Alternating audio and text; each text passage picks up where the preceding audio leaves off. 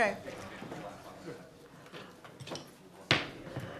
Ladies and gentlemen, I'd like to call to order the Cuyahoga County Council regular meeting for Tuesday, April the 8th. Madam Clerk, will you call the roll? Calling the roll, Mr. Greenspan. Here. Mr. Miller. Here. Mr. Brady. Here. Mr. Germana. Yes. Here. Gallagher. Mr. Schron. Ms. Conwell. Mr. Jones. Mr. Hairston. Ms. Simon. Here. Ms. Conley. Here. There is a quorum. Please rise for the Pledge of Allegiance.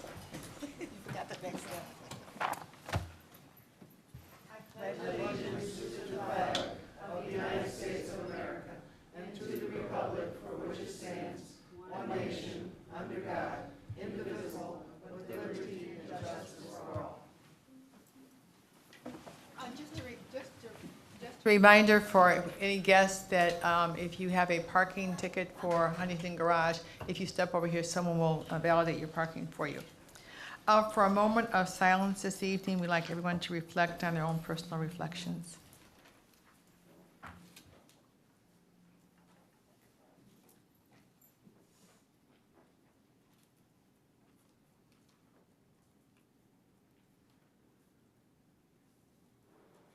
All right, item 5, Madam Clerk, did anyone sign in for public comment related to the agenda? Yes, Madam President. A Mark, and I hope I'm saying this right, Davis or Divis?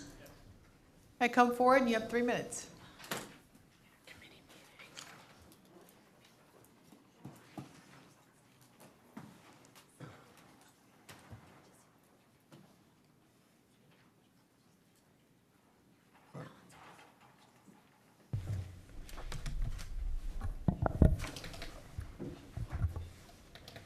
Council President, council members. First, I'm Mark Divis. I'm the president of Cleveland Thermal. And I first wanted to thank Cuyahoga County for their business over the last several decades. They're valuable. You are a valuable partner to Cleveland Thermal. The administration went through a very rigorous bid process, made us think outside the box. We offered very competitive rates. We're providing over $1 million to help the county implement energy conservation projects at the Justice Center and other buildings. And the outcome of the bid process, we're grateful to be selected to provide service for the next 20 years. I want to talk a little bit about environment. Environment wasn't a bid criteria, but it was raised by several committee members, so I wanted to address it. Had it been a defined criteria, this is how we would have responded. Cleveland Thermal is already implementing projects that will permanently reduce our emissions levels by 78%. We'll be utilizing natural gas and renewable biomass to achieve that end, thereby greatly eliminating or greatly reducing the use of coal. The emissions reductions will be in excess of those required by federal law, but more importantly, those reductions will be verified and enforced by the United States Environmental Protection Agency. We've already early implemented the projects that have reduced certain emissions by over 40% at no additional cost to our customers. The project in its whole entirety is designed to pay for itself through improved efficiency and lower operating costs, so it's a win-win. Finally, in closing, I'd just like to say over the last 20 years, Cuyahoga County has saved millions of dollars with Cleveland Thermal. That's proven. We've provided exceptional reliability, and we've provided a high level of customer service and support at absolutely no additional cost to the county. So on behalf of the team at Cleveland Thermal, we would appreciate the county's support in continuing this partnership for another 20 years. Thank you.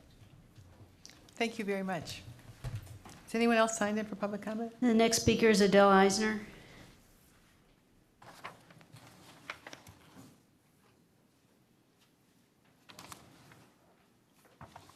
Good afternoon, and thank you for your patience. I'm back to have more things to add, as things have been added since the last time we met. And I again want to congratulate this entire council for putting this matter on the agenda, on today's agenda, and on your courage in doing that. And I'm here to say, for many, many reasons, continue that courage. This is exactly what this county and what this state actually needs.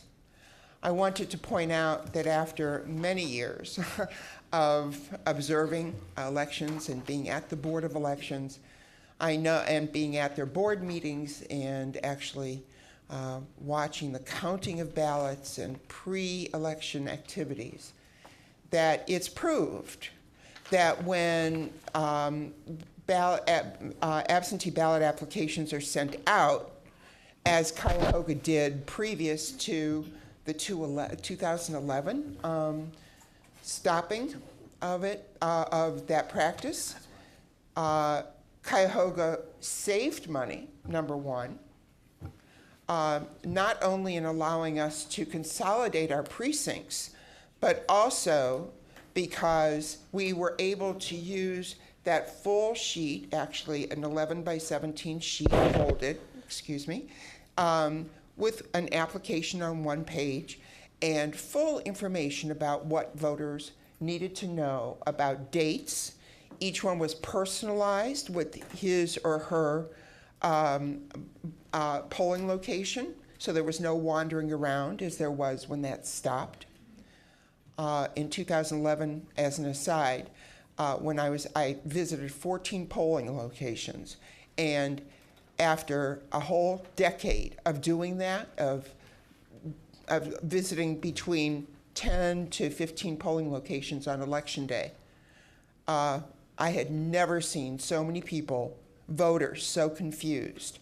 And when it comes to people saying our voters should take responsibility, I watched voters being sent from one polling location to another. It's not all the poll workers' fault. That whole system is trying to stuff too much into, stuff 90 pounds of flour into a 10-pound bag as well.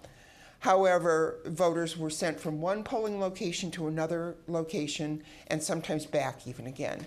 And God bless the voters who are not vote fraudsters, but they took the responsibility and the extra trouble of going back and forth because voting was so important to them.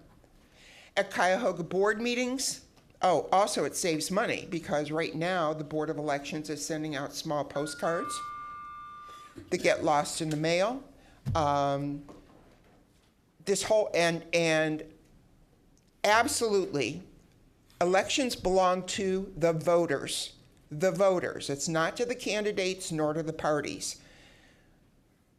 I urge you to pass this, despite whatever pressures are coming in. I urge you to pass. Thank you very much. Okay, Linda Meyer.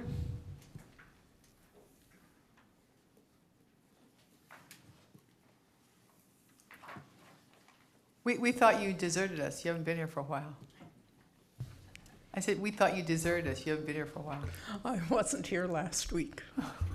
Okay, hello again. I'm Linda Mayer, and the other co-president. I am the other co-president of the Cuyahoga Area League of Women Voters. We addressed council last week as well, and we wish to add a few thoughts to those that Mrs. Barnes expressed last week. Yes, establishing this ordinance, it's, I believe, item 10H1. Establishing this ordinance is the right thing to do, and not only because of the principle being important, but since our County Board of Elections began encouraging early voting, traffic and glitches on heavy turnout election days have become things of the past. In this discussion, we've already addressed the con arguments about uniformity, but we would like now to address some matters of expenses as well. There seem to us to be three major considerations. The first one I would call the early voting dividend. By increasing the amount of early voting, the Board of Elections has recently been able to reduce and consolidate voting locations and paid staffing at the polls. In a heavy turnout election with reduced early voting, however, it's likely that the malfunctions in crowded precincts would return again. That would necessitate expanding the system back, a loss of the early voting dividend. Second of all, economies in mailing. We read about how much these mailings would cost the county. And yet, this ordinance, as written, contains no specifics or details. It's only an important principle. careful administrators who actually pass the process by which this would be done, careful administrators will surely think of many economies of scale and process. This ordinance by itself only enables the effort. So I think people don't realize that the details are not in this ordinance. It just empowers us. Third thing, state sanctions. The threat by the legislature to penalize the entire county if council acts to increase voter turnout is very heavy-handed. It's a transparent indicator of how important it must be to this partisan and gerrymandered legislature to limit the franchise. We deeply regret that voter turnout has become a partisan issue, and we trust that no governor of either party would sign such a partisan threat. Governors, especially in a gubernatorial election year, always seek the support of the largest number of the governed. So we earnestly urge the county council to consider these additional thoughts. If you oppose it for financial reasons or for uniformity reasons, it seems to us you are putting political considerations ahead of both principle and practicality. Voting rights have to be nonpartisan. Please vote unanimously for this ordinance. Thank you, Ms. Thank Myers. you. Anyone else? No, Madam Chair, no one else. And I believe that Judge Sweeney is here and she wanted to make a comment.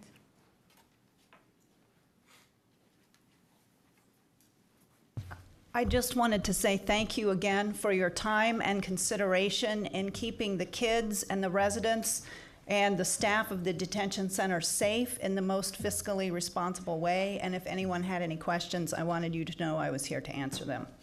So thank you very much. Thank you. Moving on to item 6, approval of the minutes. The minutes of the Committee of the Whole for March 25th, 2014, the regular meeting for March 25th, 2014, and the Committee of the Whole for April 1st, 2014 are in your packets. If there are no additions or corrections to the minutes as circulated, I'll entertain a motion to adopt them as circulated. Moved by Ms. Simon and seconded by Mr. Schron. Any discussion or questions on the minutes? All those in favor indicate by saying aye. Aye. Opposed? The ayes have it. The minutes are adopted. I just have one brief announcement regarding Harvest for Hunger. The Cuyahoga County Council will have its first Harvest for Hunger raffle, which has begun and will conclude on Friday, April the 18th. Winners need not be present, and all prizes will be hand-delivered.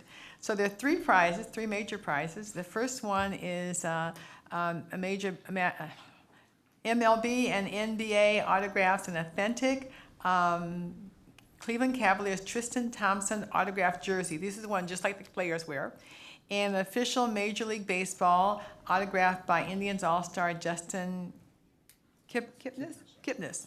That's first prize. Second prize are 4 tickets to the Indian game, 4 box seats, the Indian game on April 23rd. And the third prize is miscellaneous Cavaliers merchandise, including the Cavs t-shirt and genuine leather binder and some bobbleheads. The tickets are $5 a piece, 3 for $10 and 10 for $20. All of the items were donated, and all of the profits, 100% of the profits, will go for Harvest for Hungers. Now, if you would like to a ticket this evening, and we encourage all of you, Trevor McAleer is over there with tickets, and also Janine and Chrissy in our office located on the 4th floor of 323 West Lakeside Avenue. So we would encourage all of you to purchase a ticket, and good luck on the raffle. And that's it. And Mr. Fitzgerald. Thank you very much, Madam President. I'm going to restrict my comments today about an agenda item that you have coming up, which is on the voting rights proposal and some things that happened and have been unfolding very rapidly, actually, in the last 24 to 48 hours. Let's just comment for a moment about how we got here in the first place. The only reason that we have statewide vote by mail access is because this county after the state had talked about restricting and eliminating it back in 2011, this county council supported the administration in our effort to say that we were going to send out those ballot applications on our own. It wasn't until we did that, and there was tremendous pressure that was brought against this county at that time to back down from that. There were a lot of threats that were made at the time, but the county stood strong and did it, and that's how we negotiated an arrangement where the whole state was the beneficiary of having absentee ballot applications mailed out statewide in 2012 and 2014. The recent legislation that was passed does two things. Number one, it takes away by law our right to do so, and it also, not coincidentally, does not guarantee that the state will continue to mail out those ballots. If they wanted to take away our power to do it so the state could do it, they very easily could have said that counties cannot do it if the state continues to do so, but they did not do that. And I would submit to you that that was quite intentional. So we're entirely within our rights to try to establish this as one of our powers under our charter that we're guaranteed by the Constitution of the state of Ohio as a home rule county. Now, every time this has been tried in the courts, we have won. Every time this has been, issues of this kind have been brought up in recent years in Ohio when it comes to voting rights violations, those who have been arguing in favor of greater access to the franchise have prevailed. What's happening now in Columbus in the last 48 hours is very interesting, because if they thought they were going to prevail in court, then why did they pass out of their finance committee an amendment that says that if any county attempts to send absentee ballot applications, then they will forfeit 10% of their local government funds.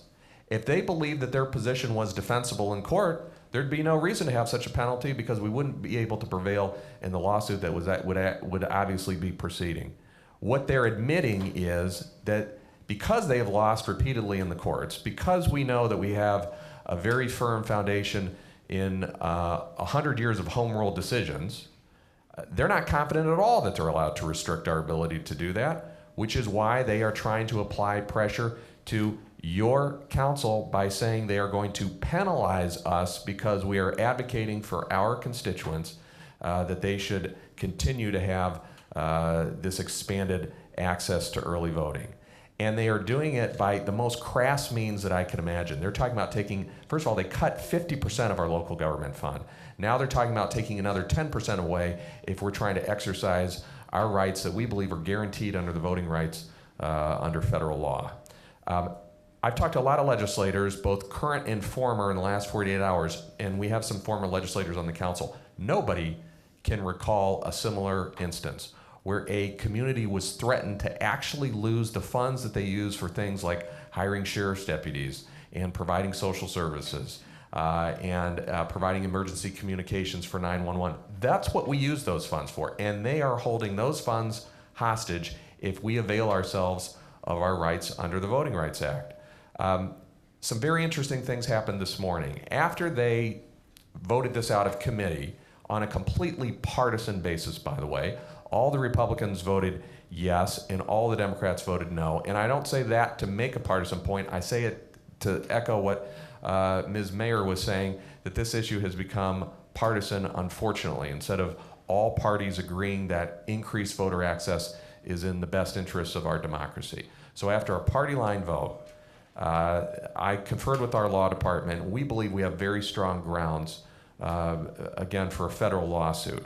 And we believe this is a violation of the Voting Rights Act, or a potential violation of the Voting Rights Act. Why do we believe that? Because what this council and this administration is doing is we're helping to protect the franchise, and everybody has a federal right that's protected by the federal Constitution as well as the state Constitution to vote and exercise their franchise. And to have a political body say that if you are defending and encouraging that right, that you will pay a financial penalty, that you will use the power of the state to penalize any community that tries to protect that right by using their home rule powers, could very well be a violation of the Voting Rights Act. And this morning at approximately 10:30, we turned over to the Department of Justice through their local representatives, U.S. Attorney Steve Dettelbach, a letter that was signed off on by myself, which lists all the grounds where we believe that this is something that the Department of Justice needs to look into. If that sounds familiar to you, it should, because we had to make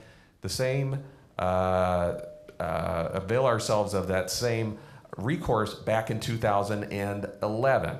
But this time we actually went to the step, which we don't take lightly, by the way, the step of actually requesting that Eric Holder and the Department of Justice look at whether or not our voting rights are being violated. That was at approximately 10:30. Within approximately 1 hour after that happened, both the Secretary of State and the governor said that the legislature had erred in their opinion and that they should not be penalizing local communities that are looking at doing that, looking at sending out absentee ballot applications. So we'll see whether the legislature persists in this very unwise and I think illegal course of action. We'll see whether or not the governor vetoes this attempt really at extorting the local community and trying to pressure them to not exercise their God-given and constitutionally protected rights.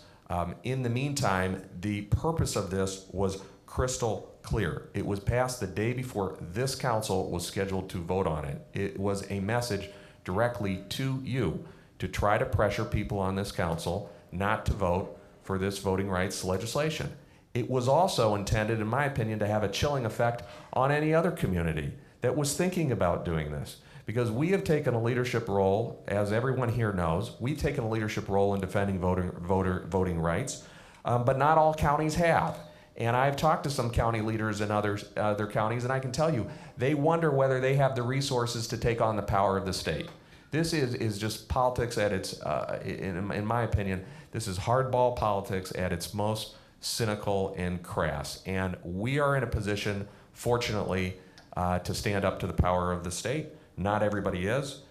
We hope that it doesn't have a chilling effect, but I think that was part of the motivation behind this in the first place. So I would just urge council, as you have been consistently, to support us in this effort. It's what we're protected by law in this type of activity. It's the right thing to do, and it's what our constituents elected us to do. Thank you very much, Madam President. Thank you. Moving on to item 9, legislation introduced by council. Committee reports and consideration of resolution of council for second reading. Madam Clerk.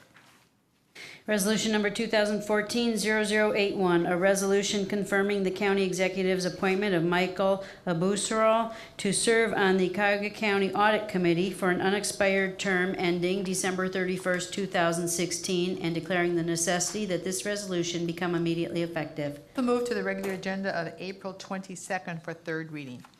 Resolution number 2014-0083, a resolution confirming the county executive's reappointment of Stephen Minter to serve on the Cuyahoga Arts and Culture Board of Trustees for the term April 1, 2014 through March 31, 2017, and declaring the necessity that this resolution become immediately effective. Likewise, this matter will go to the regular agenda for April 22nd. Committee reports and consideration of resolution of council for second reading adoption under suspension of the rules. With these matters have been to committee, we need a motion to suspend Rule 9D to waive the third reading. Madam President, I move to suspend the rule. Moved by Mr. Gallagher and seconded by Mr. Germano. All those in favor indicate by saying aye. Aye. Opposed? The rules are suspended. Madam Clerk. Resolution number 2014-0059, a resolution making an award to College Now Greater Cleveland in the amount of $500,000 from the Cuyahoga County Educational Assistance Fund for Component 2 of the Cuyahoga County Educational Assistance Program for the period ending June 30, 2018, authorizing the county executive to execute the contract and all other documents consistent with said award and this resolution, and declaring the necessity that this resolution become immediately effective. Move to adopt. Moved by Ms. Simon and seconded by Mr. Miller. Any discussion on this item? Thank you, Madam President. We heard this in committee, and this resolution is simply to award College Now $500,000, or the money from our budget to fund the next cohort of students who were able to take advantage and will take advantage of College Now's professional work they do with these students. We were able to hear a report back how well the students did, and I want to just encourage council to support this. There was a great rate of consistency with the students staying in school, and they have a great mentoring program with College Now. So this has been budgeted and just ask for support. All right, any other questions? Any other comments? All right, all those in favor indicate by saying aye. Aye. Opposed? The ayes have it. Resolution number 2014-0082, a resolution confirming the county executive's appointment of Elise Hara upon her taking the oath of office as Cuyahoga County Director of Human Resources and declaring the necessity that this resolution become immediately effective. Move to adopt. Second? Moved by Ms. Conwell and seconded by Mr. Schron. Any discussion? Madam Chair, Director Hare was charged with bringing some uniformity to the county's Human Resource Department under a new charter for Cuyahoga County. This was a time where the administration was establishing new protocols and county council was formulating their rules and regulations. I don't know if someone else would have done something different in light of all they faced. We as a council can only evaluate the performance and outcomes that Director Hare has brought forth. All decisions may have not been favored by all parties, but compromises led to equity for the employees, council, the Personnel Review Commission, and the administration. Director Hare was one of the drivers of these negotiations and has been very professional, knowledgeable, and did a great job with all that she faced. This committee recommends confirmation of Director Hare. Madam President? Ms. I too echo my colleagues' words about Ms. Hara. She faced a daunting task coming into this county, new government, and has performed just beautifully. And you know, historically, everything you've done will carry forward. So we thank you for your work. Madam President. Yes, Mr. Gallagher. Ms. Hara, thank you for what you've done. As we came in here, all of us had daunting tasks to take on. You took on probably one of the toughest, and you have moved your program further than I could have anticipated, and I thank you from the bottom of my heart. All right. There's no further discussion. All those in favor indicate by saying aye. Aye. Opposed? The ayes have it. Congratulations, Ms. Hara. Moving on to item 0084. Yes. Okay, you want to swear in? Come on. Yeah. Jean doesn't script me in on this, I forget.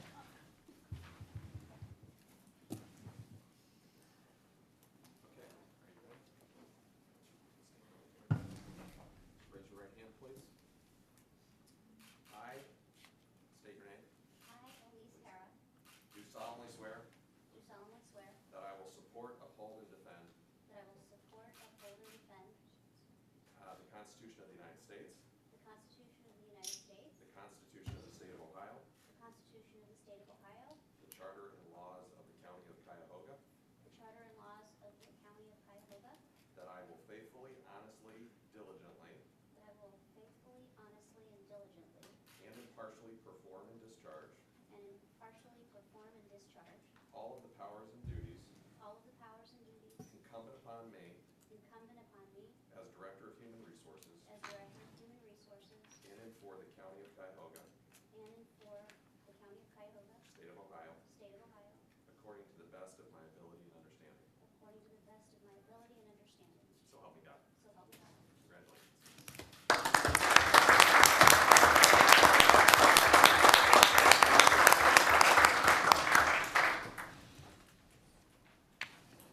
Okay, congratulations again. All right, now moving on to item 0084. Resolution number 2014-0084, a resolution amending the 2014-2015 biennial operating budget for 2014 by providing for an additional fiscal appropriation in order to meet the budgetary needs of a county department and declaring the necessity that this resolution become immediately effective. Adopt. Second. By Mr. Miller and seconded by Ms. Simon. Somebody want to be heard on this? Madam Yes, Ms. Simon.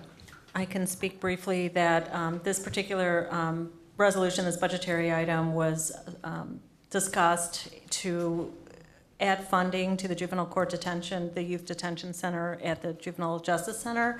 And it was after discussions with the administration and in committee that this was a compromise figure that would enable the Justice Center to have adequate staffing so we can guard against further safety issues. And I think this is a great step forward to make sure that these kids are safe. Madam Chair, Mr. Miller?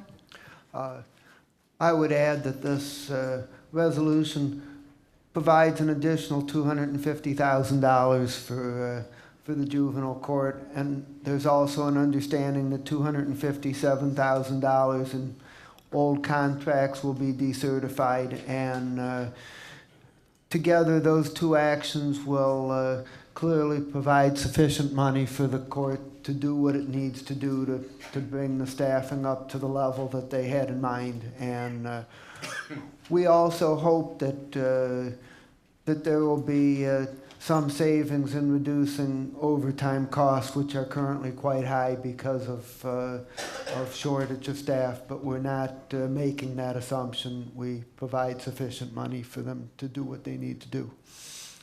I ask for approval. Thank you. Any other comments, questions? All right, all those in favor indicate by saying aye. Aye. Opposed, the ayes have it. And I'm sure that the juvenile court, this money will be well spent, and Judge Sweeney was already here thanking us. All right, consideration of a resolution for third reading adoption. Resolution number 2014-0057, a resolution confirming the county executive's reappointment of Erica Toms to serve on the Alcohol, Drug Addiction, and Mental Health Services Board of Cuyahoga County for the term March 25th, 2014 through March 24th, 2018, and declaring the necessity that this resolution become immediately effective. To adopt. Moved by Ms. Conwell and seconded by Mr. Gallagher. Ms. Conwell? Yes, Madam Chair. Mrs. Toms will be an added asset to the Alcohol, Drug Addiction, and Mental Health Services Board, a good steward charged to plan, fund, and monitor public alcohol, drug addiction, and mental health services in Cuyahoga County. She will serve as a member for this community planning agency for numerous county enterprises, as well as evaluating service needs and priorities. She will work towards the effectiveness of mental health and addiction services and facilities and address treatment options for consumers with mental health and/or addiction issues. This committee recommends confirmation of Mrs. Toms. Thank you. Anything else? All right, all those in favor indicate by saying aye. Aye. Opposed? The ayes have it. Congratulations to Ms. Toms. Is she here? All right, congratulations. And we thank her in advance for her service. Committee reports and consideration of ordinances of council for second reading. Ordinance number 2014-0004, an ordinance replacing Chapter 701 of the Cuyahoga County Code to incorporate changes to the biennial budget and capital improvements plan process. This matter will go on the regular agenda for April 22nd for third reading. Ordinance number 2014-0007, an ordinance amending Cuyahoga County Code Section 804.01C, Component 2, Post-Secondary College or University Scholarship Program, to approve revised geographical limitations on eligible institutions, to increase maximum yearly scholarships to $1,500, and to enable the program administrator to repurpose unexpended funds allocated for scholarships, and declaring the necessity that this ordinance become immediately effective. Mr. Schrein? Yes, the chair was good enough to want to bring this forward to the full council for discussion because there are some of us who wanted to amend the way the ordinance is being brought forward, and so I wanted to, and the chair suggested we bring it forward almost as a committee of the whole for this one issue, and that issue is that I'll submit an amendment, and that is on the language that says, which is actually striking last year's adopted language and replacing with the state of Ohio. I wish to amend to take it back to the language that says within Cuyahoga County. So that's my motion, and I ask if there will be a second for it. It's been moved and seconded. Sorry. So the discussion then is whether the scholarship money can be used for colleges only inside of Cuyahoga County or for colleges through this entire state. That's correct. That's my amendment to what's being brought forward, and Currently, the money could go to any college in the state of Ohio, but under your amendment, it would be restricted to money to colleges in Cuyahoga County. just the opposite. Currently, right now, the way the legislation is on the books, it is that the money going to the college now would be used for students going to Cuyahoga-based school. That would be all of our 9 schools plus our community college of Tri-C, so that those funds would be used that way. What is being proposed and what's coming forward in 0007 is to change that to the state of Ohio. And I'm going back and making an amendment to that. President? Yes, for the council's benefit, we had a spirited discussion in committee about this, and originally, the first class of cohorts, the cohort class, were restricted to Cuyahoga County. And I believe as a chair, and we had spirited discussion, that it would be beneficial for the students to have an opportunity to go any place in the state of Ohio, not nationwide, to fit and suit the particular needs of students. So we can talk more about this when, if we need to, but that's the issue, and. You want to vote on it at the next meeting? I would either be heard at this meeting or the next meeting and voted either up or down and then be done with it one way or the other is all I was. It's on today's agenda for adoption, so you'll get your amendment in. Just the amendment was whether, So we need to vote on the amendment, right? It has to be in writing. Yeah, So I think we're going to get something in writing submitted, and then we'll vote on the amendment next time. it has to be in writing. It doesn't have to be in writing. A minor amendment can be just on the floor, sorry. But the actual amendment, Mr. Strawn, I think should just be striking section 1 because you'd be amending the code. So you would just strike that part of the ordinance altogether and then renumber the sections accordingly. Thank you. And that after would just leave it the way it currently is on the code right now. Yes, and if this is the appropriate time, Madam President, be heard on it and then either voted up or down as far as the amendment or whatever your preference would be. I think some people might be confused on it, so you want to vote on the whole thing next week?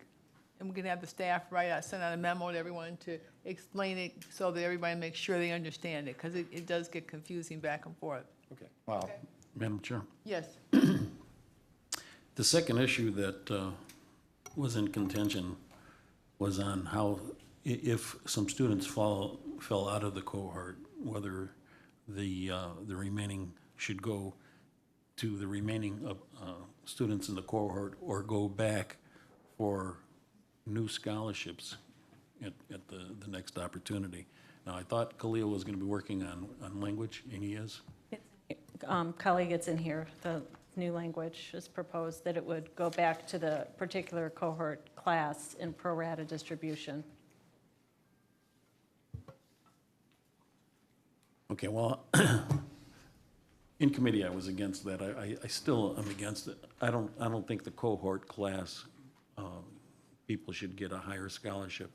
It should go back to the next, make it available to another student. Here's what I'm going to suggest. Khalil got up and was going to address us, but here's what we have him do. We have him make up a memo and explain to everyone what the ramifications of each amendment was and spell it out clearly so that everybody can take a look at it between now and the next meeting. And it's on for third reading anyway at the next meeting, and they can vote the amendment up or down. Okay, so should we just, yeah, it's on for third reading. First and second. and I'll withdraw it on the proviso that it'll be heard at the next meeting. Right. Next meeting. Okay, fine. All right, so we'll talk about it the next meeting.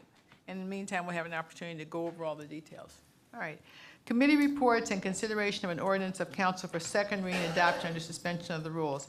We need a motion to suspend Rule 9D. Madam President, I move to suspend the rules. Second. Been moved and seconded to suspend Rule 9D and waive the third reading. All those in favor indicate by saying aye. Aye. Opposed? The third reading is waived.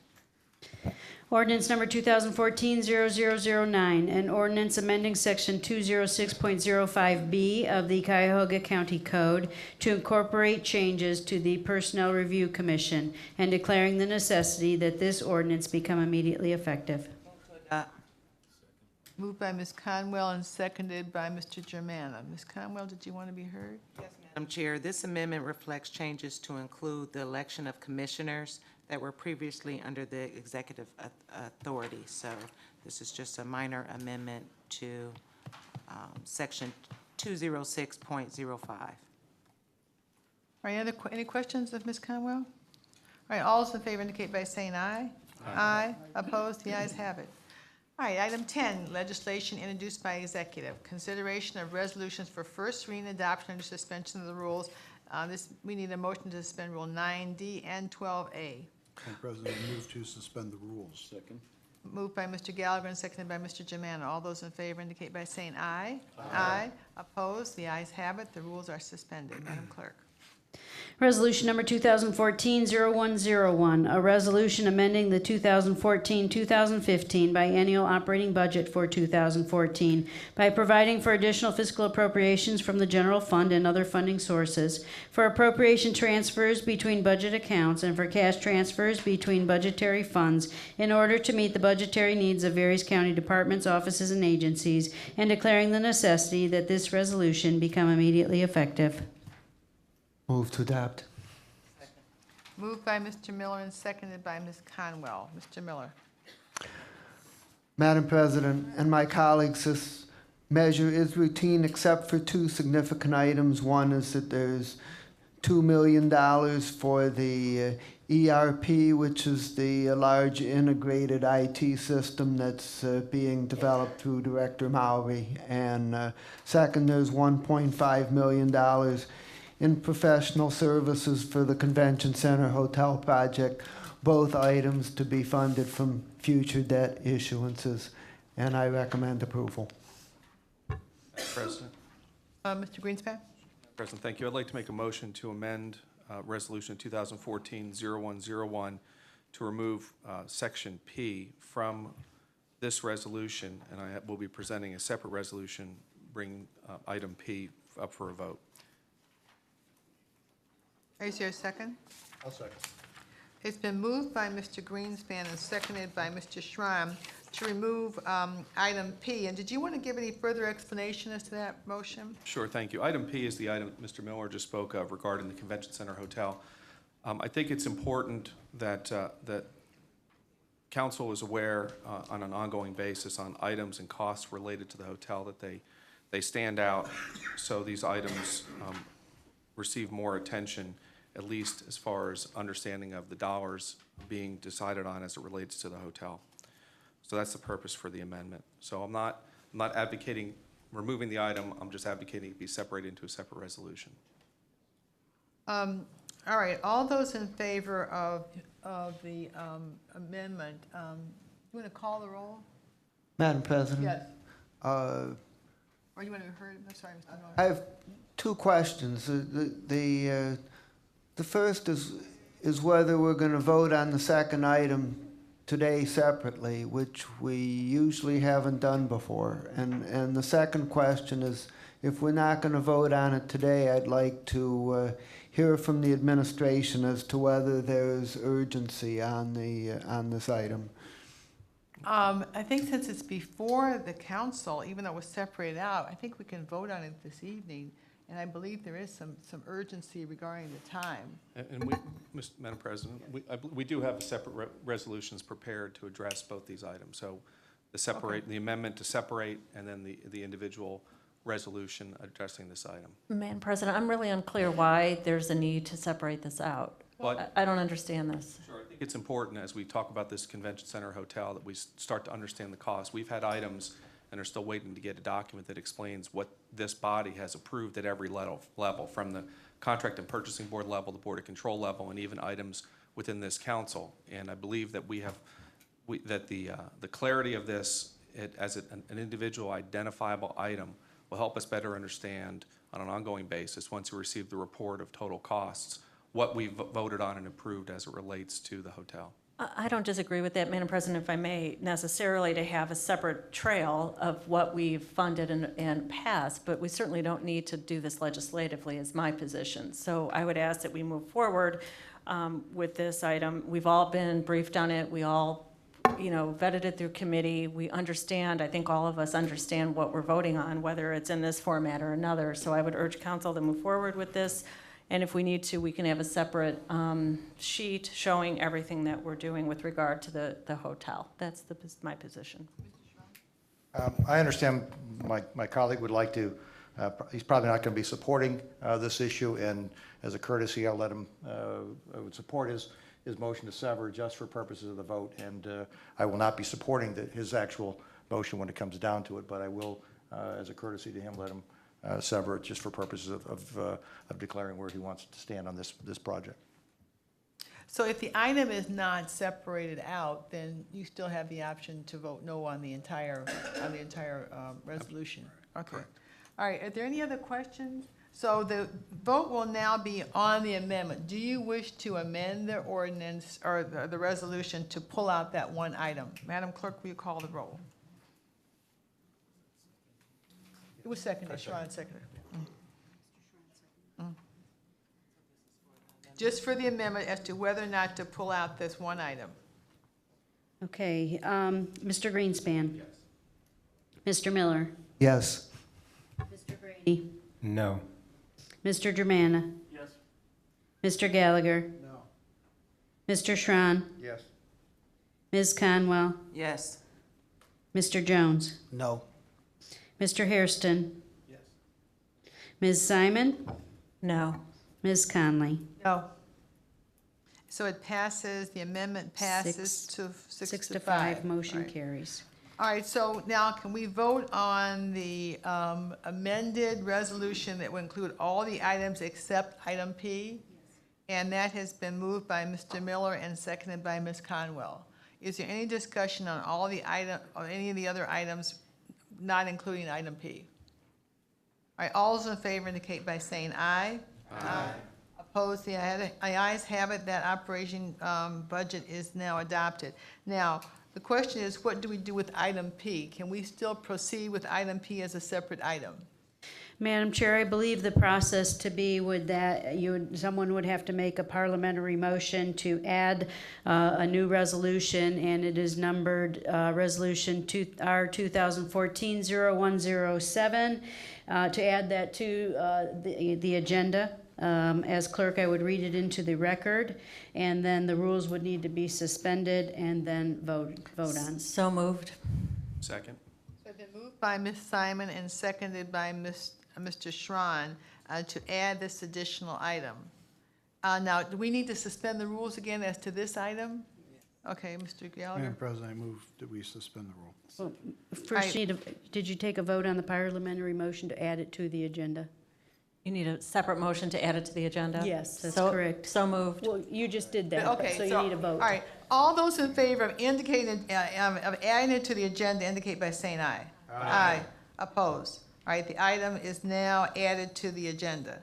So now we need a motion to suspend the rules so that we can vote on it without sending it to committee and not having 3 readings. Okay. Madam President, I move we suspend the rules. Second. I have been moved by Mr. Gallagher and seconded by Mr. Germana to suspend the rules to add this item on for first reading adoption. All those in favor of suspending the rules indicate by saying aye.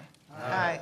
Opposed? The ayes have it. Now, we are to the merits of that one item, which, as Mr. Miller said, is the, you want to pass that one out? And this is the appropriation for the hotel, right? And Mr. Miller, you want to refresh our recollection on this again? Madam Chair, my colleagues, this provides $1.5 million for professional services for the Convention Center Hotel project to be funded from a future debt issuance. And what are the nature of the professional services? I would need help from the administration on the details. Oh, Bonnie's here. Thank you. Bonnie Tewan, Director of Public Works. All the professional services in regard to the hotel have already been approved in committee. That would be Cooper Carey, PMC, David Lewin, and then of course there's the larger contract for the design build team of Turner. So those are all the consultants that, and design build teams that are under a contract with us now. So these are not additional ones, these are the ones that you would just calculate all the time, and you just bring it on for the budget? That is correct. Okay. All right, any questions on that? All right, all those in favor of this new item, item 0107, as explained by Ms. Tiwan, indicate by saying aye. Aye. Opposed? Nay. Okay, so the, Madam Chair, who was the first and second on those motions? Was there one made? was Simon and Tron. Okay. Okay, yeah. And did we vote? We're done. We're done? Mhm. Okay. Did we vote? Yeah, we Okay. did. We're good. Yeah, you're right. I'll do the first. Okay, Second. okay. So we have a first, Conwell and Jemana. Don't do this again to us, Greenspan. We, No, Madam President, it's my expectation that we would receive these in separate resolutions on a going forward basis. okay, now do we need another vote? So that was Conwell. Who was the second? And Jemana. Okay. Okay, we're good? I think we're good. Are we Okay, good? so it's 10 yeas and 1 nay. All right. Okay, moving on to item 0102. Resolution number 2014-0102, a resolution authorizing the county executive to accept on behalf of the county the donation of 4 burial plots within the Crown Hill Cemetery, Twinsburg, Ohio, from William Suhay Jr., valued at approximately $4,000 for the purpose of accommodating indigent burials, authorizing the county executive to execute all documents that are necessary to effectuate such transfer, and declaring the necessity that this resolution become immediately effective. Move to adopt. Second. Moved by Mr. Gallagher and seconded by Mr. Jemana. I guess it was like last year, this family gave us some cemetery plots out at Crown Hill Cemetery. And then these are some additional cemetery plots. And the burying of the indigent is really a city function. But, you know, these people are giving us these plots, and what I proposed, and I talked to Dr. Gilson some time ago, we were just going to have Dr. Gilson figure out some kind of a policy as to when to use these, because ordinarily the city has to find a place to bury you, but if they're available and the city needs them, then we can just give them on an ad hoc basis. I think Mr. Schron had indicated that we wanted to give a preference to veterans. I don't think that's not a problem. Whoever is available, because really I don't think there's going to be that many that we have to find places for, but we'll have them available. Okay? So, yes. I'm just wondering why, with the small amount, it has to be an active council. I mean, couldn't this have been? I think it's handled- because it's accepting real estate, and we just have to. Yeah. Sorry, there is a provision in the contracting code that any real estate transfers other than at fair market value have to be approved by county council. But I see your point that this is something probably that wasn't really the intent of the legislation, but that's the impact of it. So when we do a cleanup of the contracting law, that would be one thing that we could clean up. Thank you. Okay. President, has there been an opportunity to use any of the graves that they've given us previously? No. We're going to give first preference to Prevail Jones Funeral Home, but. All in favor, say aye. No, we haven't had an opportunity, but I'm sure that this would come along, and certainly they're not, these cemetery plots are not going anywhere, so we'll have them in perpetuity for wherever we need them. All right, all those in favor indicate by saying aye. Aye. Opposed, the ayes have it. Now, we now have some more cemetery plots. All right, consideration of resolutions for first reading and referral to committee.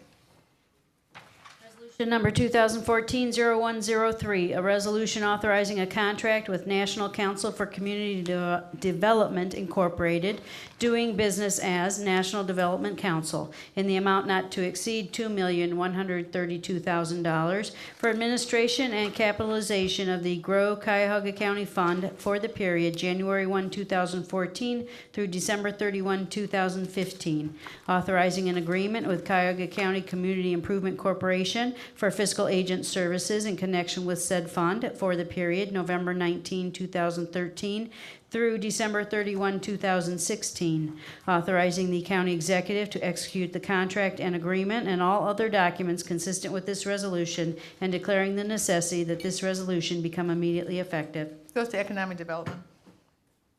Resolution number 2014-0104, a resolution authorizing an agreement with State of Ohio Office of the Auditor in the amount not to exceed $555,000 for an annual audit for calendar year 2013 for the period February 11, 2014 through December 31, 2014, authorizing the county executive to execute the agreement and all other documents consistent with this resolution, and declaring the necessity that this resolution become immediately effective. Let's go to finance and budget. I still understand what we got to pay them, but Resolution number 2014-0105, a resolution making an award on requisition number 27440 to TEC Communications Incorporated in the amount not to exceed $1,700,000 for wide area network and voice over internet protocol consultant services for the period May 1, 2014 through December 31, 2018, authorizing the county executive to execute the master agreement and contract and all other documents consistent with said award and this resolution, and declaring the necessity that this resolution become immediately effective. goes to finance and budget.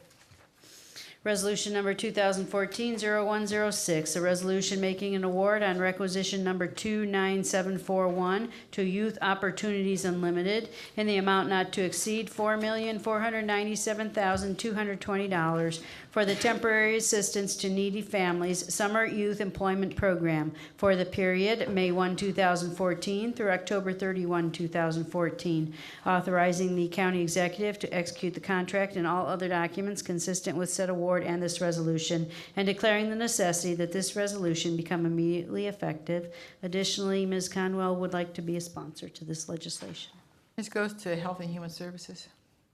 Item C, committee reports and consideration of a resolution for second reading. Resolution number 2014-0040, a resolution authorizing a purchase and sale agreement with Playhouse Square Foundation in the amount of $1 for the sale of county-owned property commonly known as the Lowe's Building, located at 1501 Euclid Avenue, Cleveland, authorizing termination of the indenture of a lease agreement as amended, authorizing the county executive to execute the agreement and all other documents consistent with this resolution, and declaring the necessity that this resolution become immediately effective. Additionally, Ms. Conwell has requested to be a sponsor to this legislation. This will be moved to April 23rd for third reading adoption. 22nd, sorry.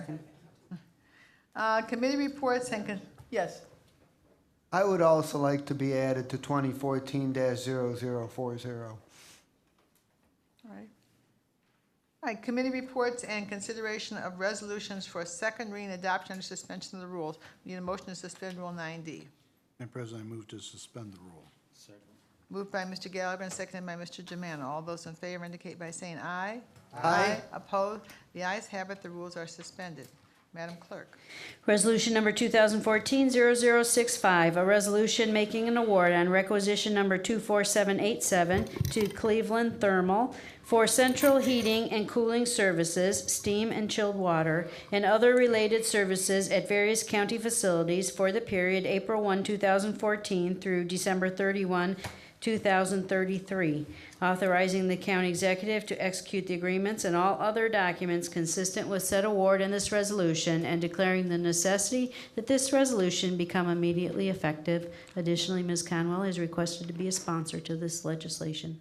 Move to adopt. Is there a second? Second.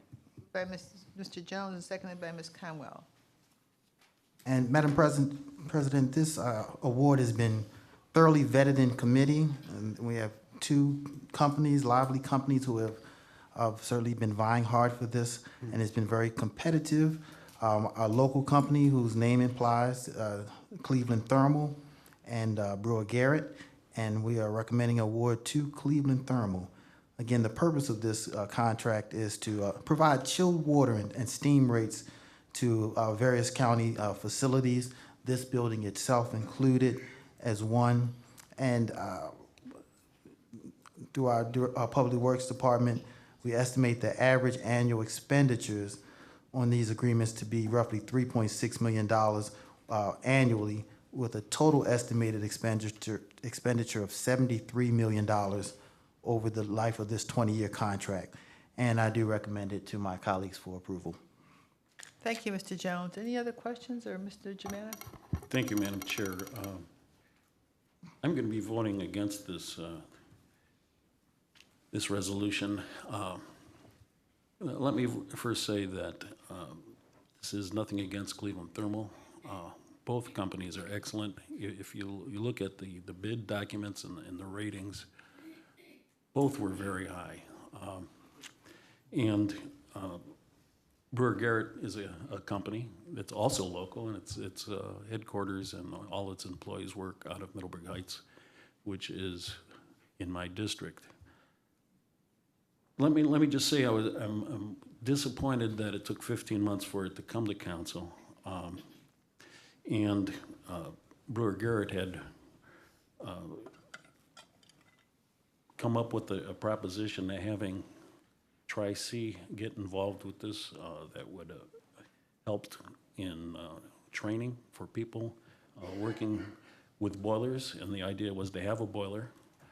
I respect the decision that what the Public Works Committee or the Public Works Department was recommending, especially due to the fact that if we would have gone the other way, would have had a big impact of what the future of this building is, because we would have had this investment and really it would have taken over 30 years for it to come into fruition. So, it's on a close call, but I am going to be voting no. I was hoping that we could have went out and reevaluated this thing or waited until we decided what's going to be the future for this building.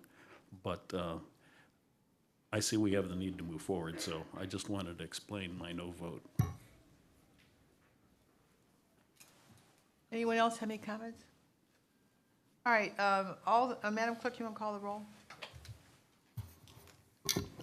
Calling the roll on resolution number 2014-0065. Mr. Greenspan? No. Mr. Miller? Yes. Mr. Brady? Yes. Mr. Germana? No. Mr. Gallagher? Yes. Mr. Schron? No. Ms. Conwell? Yes. Mr. Jones? Yes. Mr. Hairston? Yes. Ms. Simon? Yes. And Ms. Conley? Yes. Motion carries. There's indicate 3 noes and 8 yeses. Thank you. Motion carries. Thank you. Item 0071.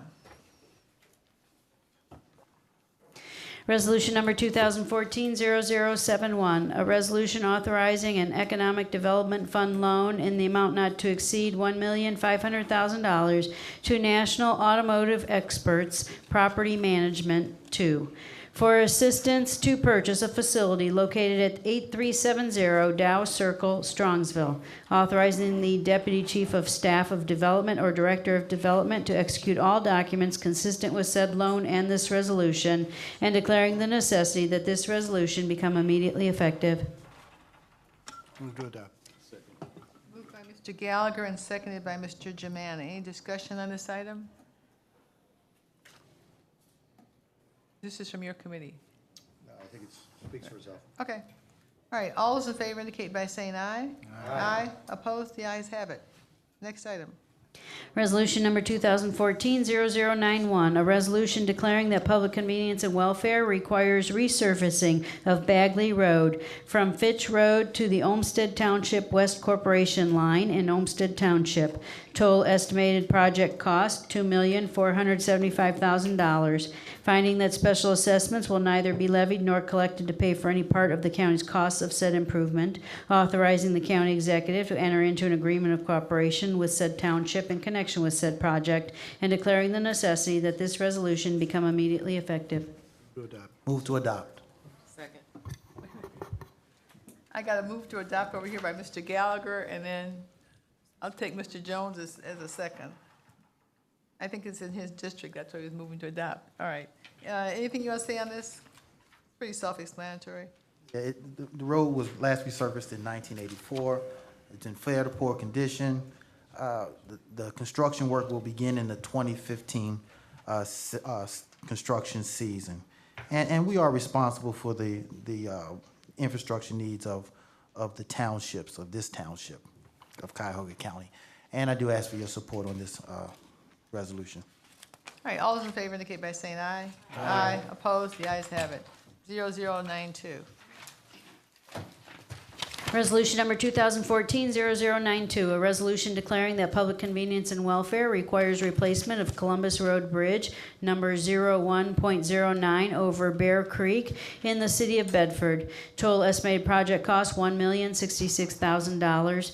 Finding that special assessments will neither be levied nor collected to pay for any part of the county's costs of said improvement, authorizing the county executive to enter into an agreement of cooperation with said municipality in connection with said project, and declaring the necessity that this resolution become immediately effective.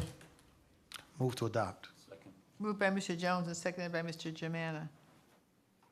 And Madam President, again, this road was not in good condition. It was inspected during the 2013 annual inspection, and road work will begin in the 2015 construction season. And I do ask for your support. Mr. Jones, any other questions? All those in favor indicate by saying aye. Aye. Opposed? The ayes have it. Resolution number 2014-0093, a resolution declaring that public convenience and welfare requires replacement of Mastic Road Bridge number 03.13 Side Hill structure in the city of Fairview Park. Total estimated project cost $5,766,000. Finding that special assessments will neither be levied nor collected to pay for any part of the county's costs of said improvement, authorizing the county executive to enter into an agreement of cooperation with said municipality in connection with said project, and declaring the necessity that this resolution become immediately effective. Move to adopt. Moved by Mr. Jones and seconded by Ms. Conwell. And again, another road project, rather routine, and I ask for your support. One point of note, it says side hill structure. That was a new term that we used recently.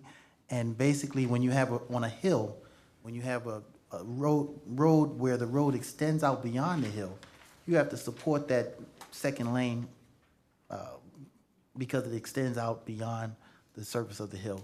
So if I didn't totally chop that, thumbs up from our Public Works Director. So I ask for your support on this project, side hill structure.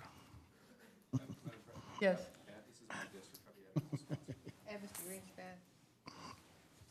All right, all those in favor indicate by saying aye. Aye. Opposed? The ayes have it. Next item.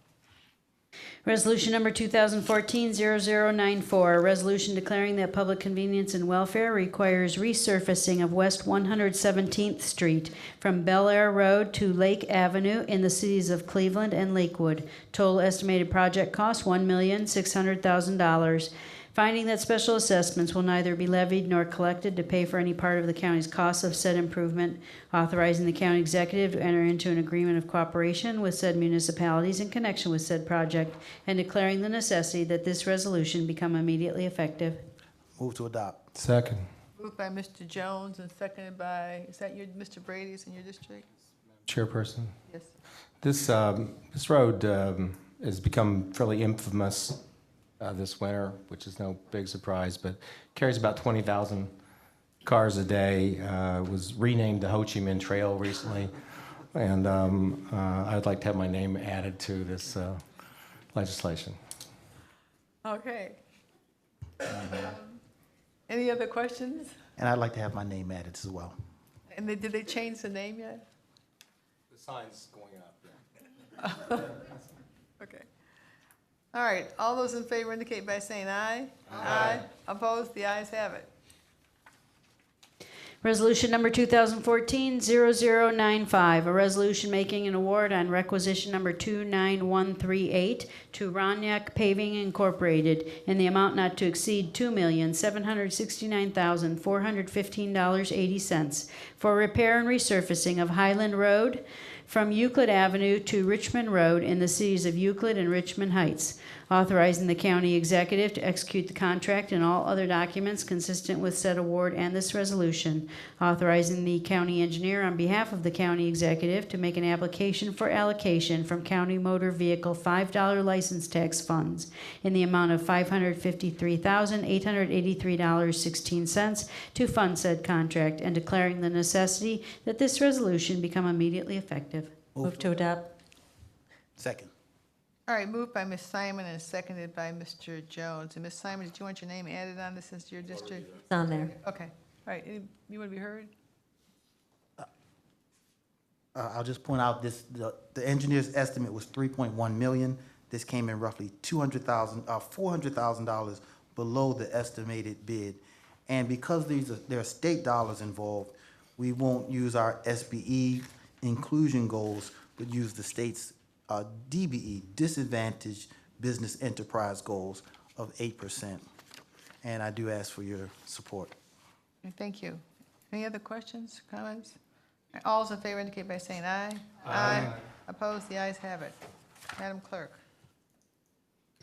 Resolution number 2014-0096, a resolution making an award on requisition number 29345 to Shermer Construction in the amount not to exceed $889,233.40 for rehabilitation of East 49th Street Bridge number 00.54 over abandoned railroad tracks in the city of Cleveland, authorizing the county executive to execute the contract and all other documents consistent with said award and this resolution, authorizing the county engineer on behalf of the county executive to make an application for allocation from county motor vehicle $7.50 license tax funds in said amount to fund said contract, and declaring the necessity that this resolution become immediately effective. Additionally, Ms. Conwell has requested to be a sponsor on this legislation. Second. Moved by Mr. Sharon and seconded by Mr. Jones. And Madam President, this was similar to the Columbus Road project, a road that needed road work, and again, a routine project, and I do ask for your support. Any questions, comments? And all those in favor indicate by saying aye. Aye. Opposed? The ayes have it. Resolution number 2014-0097, a resolution making an award on requisition number 27440 to AT&T Corp. in the amount not to exceed $936,000 for primary rate interface services for the Voice over Internet Protocol system for the period April 1, 2014 through December 31, 2018, authorizing the county executive to execute the master agreement and contract and all other documents consistent with said award and this resolution, and declaring the necessity that this resolution become immediately effective. Move to adopt. Moved by Mr. Miller and seconded by Mr. Germana. Madam President. My colleagues, this and the next two items are important IT communications contracts for the county. They were heard and recommended from Finance and Budget Committee. Resolution 2014-97 is a 5-year contract not to exceed $930,000 for primary rate interface PRI, which provides connectivity for fax 911, satellite offices, and backup for the VoIP phone service. We obtained a rate reduction from about $16,000 per month to $11,000. Resolution 2014-98 is with AT&T Mobility for service for about 1,500 county cell phones and smartphones. Cost is about $57,000 per month, down from the previous $62,000 per month, and averages about $42 per user per month. And Resolution 2014-0099 is a 5-year contract for about $70,000 annually for servicing of switches, routers, and other networking equipment. The vendor is Logos, a reseller of Cisco equipment. Total cost is $348,000 to serve 30 devices versus $378,000 for 28 devices in the prior contract, so it is a cost savings as well. I recommend approval of the 3 resolutions. All right, thank you, Mr. Miller. All right, any discussion on item 0097? All those in favor indicate by saying aye. Aye. Opposed, the ayes have it. 0098, Resolution number 2014-0098, a resolution making an award on requisition number 27440 and authorizing an amendment to contract number CE 1300543 with AT&T Mobility National Accounts for wireless services for the period November 1, 2013 through October 31, 2016, to extend the time period to December 31, 2018, to change the scope of services by adding cellular phones and service effective April 1, 2014, and for additional funds in the amount not to exceed $6,192,017.40, authorizing the county executive to execute the amendment and all other documents consistent with said award and this resolution, and declaring the necessity that this resolution become immediately effective. Move to adopt. moved by Mr. Miller and seconded by Mr. Jemana. Any questions, comments? All those in favor indicate by saying aye. Aye. Opposed, the ayes have it. Resolution number 2014-0099, a resolution making an award on requisition number 27440 to Logos Communication Systems Incorporated, doing business as Black Box Network Services, in the amount not to exceed $348,017.48 for network SmartNet monitoring and maintenance services for the period April 1, 2014 through December 31, 2018, authorizing the county executive to execute the contract and all other documents consistent with said award and this resolution, and declaring the necessity that this resolution become immediately effective. Move to adopt. Moved by Mr. Miller and seconded by Mr. Jemana. All those in favor indicate by saying aye. Aye. Opposed, the ayes have it. Resolution number 2014-0100, a resolution extending the term of interim county treasurer Jeanette Wright for up to an additional 90 days or until July 18, 2014, and declaring the necessity that this resolution become immediately effective. Additionally, Ms. Conwell has requested to be a sponsor on this legislation. Is there a motion to adopt? Moved by Mr. Jemana and seconded by Mr. Miller. Ms. Wright was before council last week in the committee of the whole. Is there any other questions or discussions regarding her appointment? Chair would like to be added to this as well. Name, please. Okay, if there's no other questions or comments, all those in favor indicate by saying aye. Aye. Opposed? The ayes have it, and congratulations to Ms. Wright, who will be serving as our interim county treasurer until July 18th.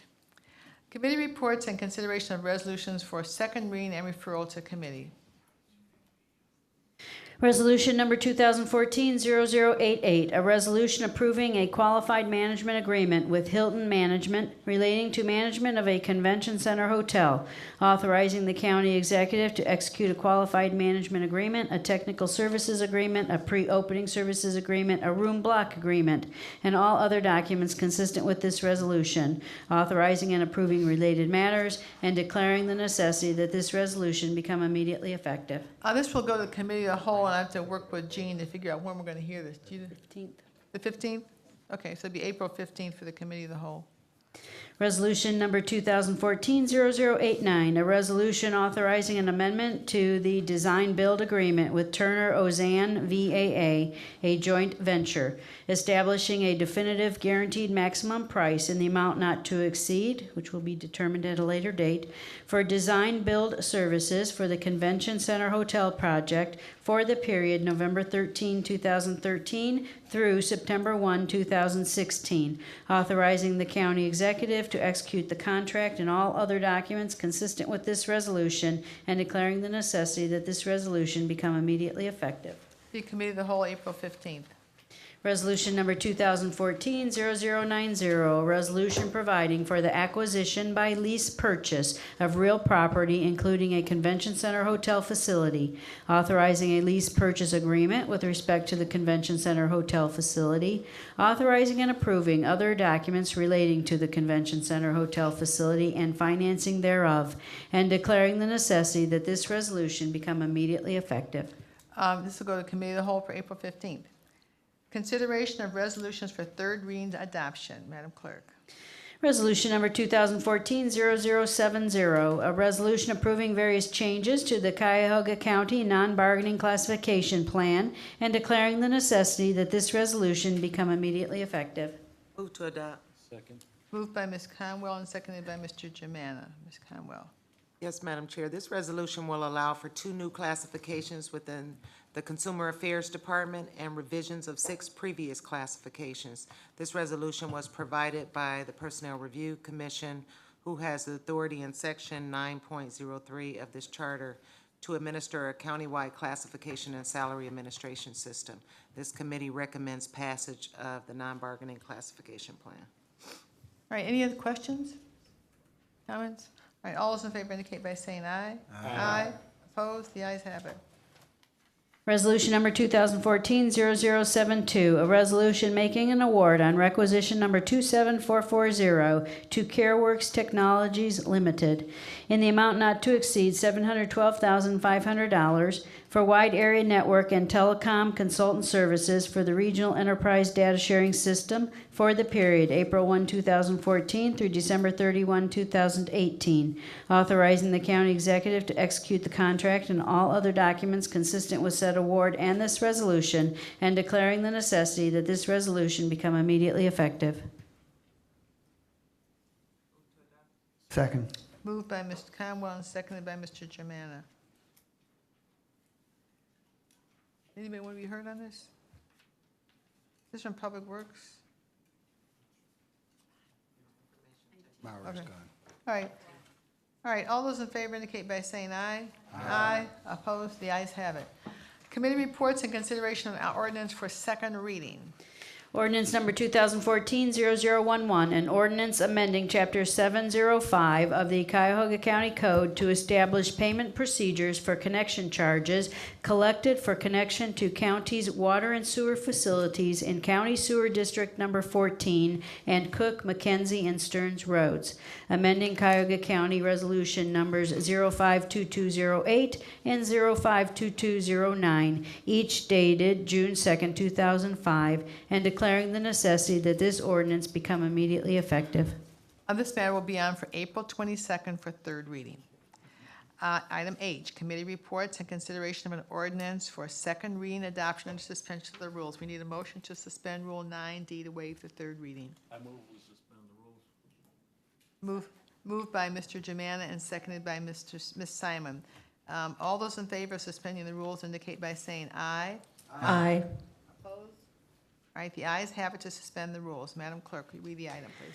Ordinance number 2014-0008, an ordinance enacting the Cuyahoga County Voting Rights Law, updating the Cuyahoga County Equity Plan in Chapter 1101 of the Cuyahoga County Code in conformity therewith, and declaring the necessity that this ordinance become immediately effective. Move to adopt. Second. Moved by Ms. Simon and seconded by Mr. Miller. Any discussion on this item? Mr. Schran. Yes, as I indicated at the last meeting, that I do favor increasing voting opportunities, and I, as a military member, I know that we have fought for this right. However, I cannot support this as it comes forward because I believe it violates the state law. We're setting ourselves up potentially for a lawsuit, and I know that we have thrown down the gauntlet saying, let it happen. For the price of a single stamp, we're asking the county residents to pick up the tax responsibilities for hundreds of thousands of dollars, and to use your word earlier, Madam President, in perpetuity, that this has been set up for. I do believe in, if we're going to take on voting rights, let's take on the responsibility and leadership that actually says, let's change how we do this in the state of Ohio. We as a county come together and say, let's use the technologies and the tools for online registration so we truly can deliver that to all of the state of Ohio. The access to the internet through libraries and through multiple sources will provide that as a true multiplier out there, and eventually then even to move to online voting. So if we're going to want to be a leader, let's be a leader. Thank you. Madam President? Ms. Simon? I think the sponsors and co-sponsors and our executive are leaders. we're here today to stand up against a state law that violates federal law. And I can't sit back and allow our voters to be disenfranchised and limit and restrict voting. That's the price that we're paying, not the price of a stamp, but the price of allowing our voters to exercise their right to vote and expand voting. That's the position I'm taking, and I hope my colleagues continue with their support despite what we've heard from the state. Mr. Greenspan? Great. Thank you, Madam President. As I stated in our various committee meetings, I also favor the early and absentee voting. However, I do believe that this item, as Mr. Schron pointed out, and as we've heard, and actually it's interesting because in the discussion, nobody disputes the fact that this is in violation of state law and are willing to challenge and put the taxpayers financially at risk for a costly lawsuit. So the other item that concerns me about this is we talk about equity and equality in voting within Cuyahoga County, yet this ordinance provides an inequitable and unequal voting opportunity for the 16 surrounding crossover districts, as well as the other crossover counties, as well as for all 87 other counties within the state. So if we're talking about equity and equality, this ordinance statewide does not fit that bill. As a matter of fact, it's contrary to that notion. So for that reason, I will not be supporting this. All right, any other comments? Madam President? Yes, Mr. Jones. I certainly support this, and I'll just take you back. My political career has grown out of the 2008 presidential elections. I went door to door. I was a neighborhood team leader. I registered people to vote, and I remember, and I always say there are three factors that keep people from voting: the lower your income, the lower your age, and income, age, and I'm drawing a blank on the third factor. But there are three: income, age, and education. Income, age, and education. And when I'm able to take a vote by mail, when someone votes by mail, it was easy to say to someone, just vote from home. Sit at home with your family around you, your children around you. You know how important a judge is in the life of many people as elected officials, who has a greater impact on your life and ability to take your income, to take your assets, other than the judge, your freedom. And many times we don't know who they are. When you can vote at home, you have an opportunity to make a more informed decision, and it's an encourager to get people to vote. So just from a ground level, this is critical to maintain people's fundamental right to vote. So I do support this legislation and ask my colleagues as well. Madam President? Yes. Just two things I just want to mention. One was more of a point of order, but first in terms of some of the arguments that have been advanced, the reason that we have vote by mail right now, it was being eliminated in 2011, and the reason that we have it statewide right now is because this council back in 2011 said that we had the home rule power to do it. That's when we ended up negotiating this deal to have statewide vote by mail.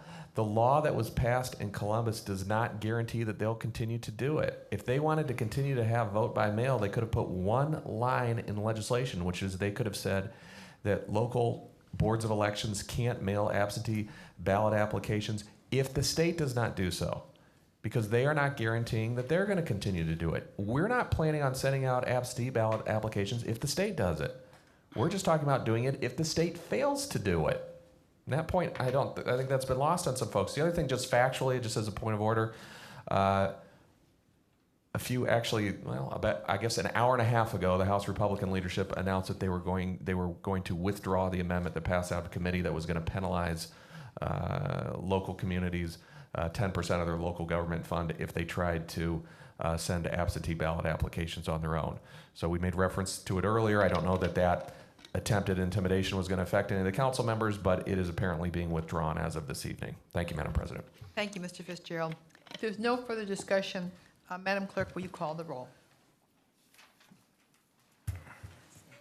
Calling the roll on ordinance number 2014-0008. Mr. Greenspan? No. Mr. Miller? Yes. Mr. Brady? Yes. Mr. Germana? Yes. Mr. Gallagher? No. Mr. Schron? No. Ms. Conwell? Yes. Mr. Jones? Yes. Mr. Hairston? Yes. Ms. Simon? Yes. And Ms. Conley? Yes. Motion carries 8-3. Thank you. All right, moving on to item I, consideration of an ordinance for third reading adoption. Okay. Ordinance number 2014-0005, an ordinance amending section 107.01 of the Cuyahoga County Code to streamline the process for oaths and affirmations and declaring the necessity that this ordinance become immediately effective. Move to adopt. Moved by Mr. Schron and seconded by Mr. Greenspan. Is there an amendment to this? A supposed substitute? There is, Madam President. There's an amendment in our agendas on page 248, and it adds section 3. We talked about this in committee, and we also, I believe, touched on this previously before this body. One of the items that we wanted to accomplish was to transfer the responsibility of the written oaths and affirmations being collected by the clerk of council and transfer it to the Human Resource Department. That's all this amendment is doing. Okay. And we have support not only from our clerk, but I do believe from So now, do we Department of need a Human motion to adopt this proposed substitute? We do. It's a proposed substitute. So I'll make a motion to substitute ordinance 2014-005 with the proposed substitute on page 248 in our agenda. I'll second. And moved by Mr. Greenspan and seconded by Mr. Schron. Any discussion on the amendment? And we just approved her for a new job, so might as well give her new responsibilities. Okay. All right, all those in favor of the amendment indicate by saying aye. Aye. Opposed? The ayes have it, the ordinance is so amended. Is there any discussion on the amended or ordinance on the merits then? All those in favor indicate by saying aye. Aye. Opposed? So adopted as amended. All right, any miscellaneous committee reports? Madam Chair. Yes, Mr. Miller. Finance and Budget will meet this coming Monday, April the 14th at 1 p.m., our usual time slot to hear the items that were referred at tonight's meeting. Any other miscellaneous, or any other miscellaneous committee reports? Madam Chairperson, Mr. Brady? Health and Human Services will meet tomorrow at 1 p.m. with a presentation by Director Tracy Mason, and look forward to that. Okay. Anything else? I just want to make it clear to all the committee members for HR, there will be no meeting Tuesday. All right, any miscellaneous business? I just wanted to note that I was pleased when I opened my Cranes Cleveland business that Jeff Mowry is in there as one of the outstanding IT people in the area. So, sorry he's not here to hear that, but I was pleased to see that. All right, any public comment unrelated to the agenda? No, Madam Chair. And we have a committee of the whole of April the 15th. We'll be hearing from Mr. Applebaum, a presentation about the Convention Center Hotel project. Our next regularly scheduled meeting will be April 22nd. If there's no further business, we stand adjourned.